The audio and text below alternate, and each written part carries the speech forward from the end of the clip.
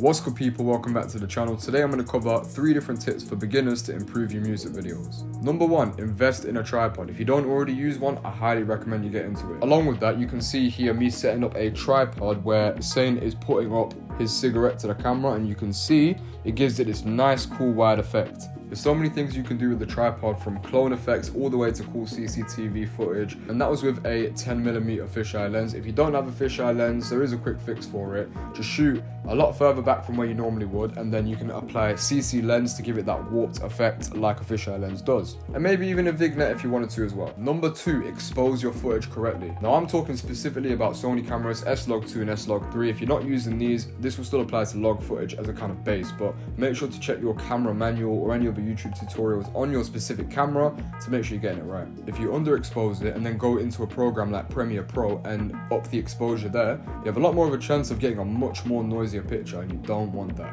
Let's say you're filming outside, right, and you overexpose your footage. The problem with that is when you go into post, no matter how much you up the exposure by or lower the exposure, the sky will be completely white because there's no color data there for it to pick up on.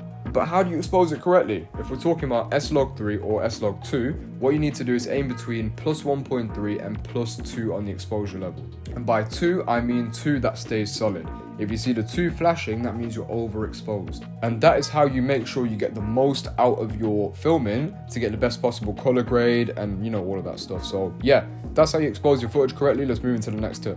Number 3, scout and plan. Yes, run and gun videos are sick, but if you have an opportunity to plan, I highly recommend you do. You're not always working with artists who have massive budgets, so it's not always mansions and supercars every time. That's reality. It's not always going to be like that. If you have time to plan, I highly recommend you do. It will make everything so much better, I promise you. You can use websites like iCandy.com for inspirations of different shots, and then you can also use Google Maps to go and look throughout the city or wherever you're going to be shooting to look at the coolest locations for where you want to kind of plan the video for. But yeah, plan your locations, plan your shot list, plan everything that you normally wouldn't have to think about on the spot, just to 1, be more efficient and save yourself some time on the shoot, avoid confusion, and one more specific thing as well. Yes, it's your creative process, but at the same time, you need to include the artist because you just want to make sure everyone's happy. To avoid confusion, revisions, any of these sort of things, make sure you speak to your client. If you want to see more music video tutorials like this, covering the videography side and much more, make sure you smash that like button for me. And then also drop a comment and let me know what you want to see next. Hope you lot enjoyed it. More importantly, I hope you learned something. I'll catch you on the next one. Love.